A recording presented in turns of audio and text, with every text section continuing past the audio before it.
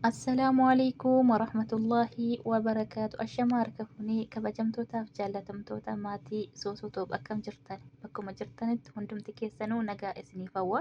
Egaa akkuma beekamu yuutuubii irraa baay'ee badeen jira. Alhamdulillah amma immoo rabbiin nagaadhaan walitti nu deebiseera. Har'a immoo akkuma beekamu duraan nyaatan dhiyeessan ture. Amma immoo kireema bareeda kireema ofii kiyyaatti fayyadamee baay'ee na fayyade tokko maaliifan isiniif hin dhiyeessine jedheen kireema kana isiniif fide hanga viidiyoo dhumaatti na waliin tura. Egaa kireemni kun bakka gugurraachee jechuudha. Bobaa keenya, qolee keenya, jilba keenya jechuudha. Ciqilee keenya bakkuma gurraachee nu faddeessa jechuudha. Inni lammataan immoo foolii jechuudha. Bobaa keenya jalatti foolii adda addaa nurraa dhorka jechuudha. Egaa kireema kana hojjechuudhaaf wanti nu barbaachisan jalqaba irratti loomiidha. Kireema kana jechuudha. Kireema kana eessaayyuu hin argattanii. Asitti kan akka dhagaa adii kun shabbaa jedhama jechuudha. Shabbaa jedhama. Axxaara eessaayyuu ni argattu. Bakka midhaan gurguramu jechuudha. Eessaayyuu jira. Isa fayyaasaa bitattanii daakamaatu hin ta'in fayyaasaa jechuudha. Haala kanaan daakkattanii qopheeffattan jechuudha. Asitti immoo lubaan zakarii axxaaraa ni argattu. Eessaayyuu ni argattu jechuudha. Lubaan zakarii jettanii bitattanii haala kanaan bishaan keessan bulcha jechuudha. Lubaan akkanaa jechuudha. Xabii isaa jechuudha. Asilii isaa bishaan keessa bulchee bishaan xiqqootti naqee jechuudha. Bulchee ofii isaatiif akkana hiikkata jechuudha.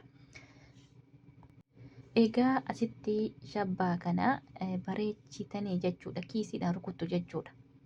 Hanga inni caccabutti kiisii yookaan immoo carqiidhaan bareechitanii rukuttanii bullaa'uu qaba jechuudha. Maaliif yeroo maashiniitti daaknu maashinii cabsa jechuudha yoo fayyaasa keessa buusne. Kanaafuu bareechitanii haala kanaan rukuttanii hanga inni bullaa'utti tumtan jechuudha.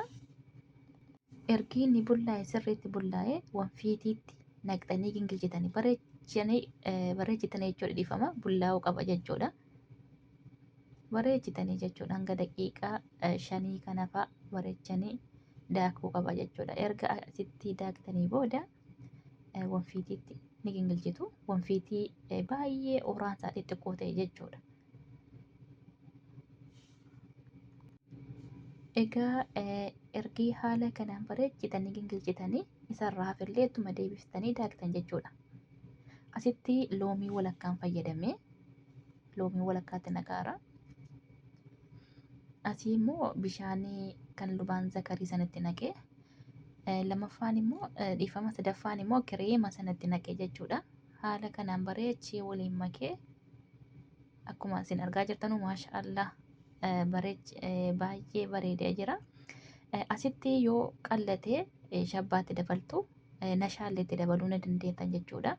Egaa maashaallah akkuma isin argitanu egaa asirratti torbii keessa yeroo 2 dibattu jechuudha. Yeroo shaaworii galtanii kaatanii inni lammaffaan immoo bakka gugurraacha'e kana jechuudha. Itti dibdanii loomiidhaanis ribuu ni dandeessu. Garaagarummaa isaa seenuu hin argitu jechuudha. Kanaaf hundumti keessanutti fayyadamaan siniin jedha. Maashaallah tabaarakallaa baay'ee bareedaa tokko wallaahi waan ofii kiyya itti fayyadame. Kanaafuu itti fayyadamaa. Assalaamu alaikum warahmatullaahi wabarakaatu. Hamma viidiyoo biraatti walitti deebinutti turtii gaarii isiniif haa ta'u.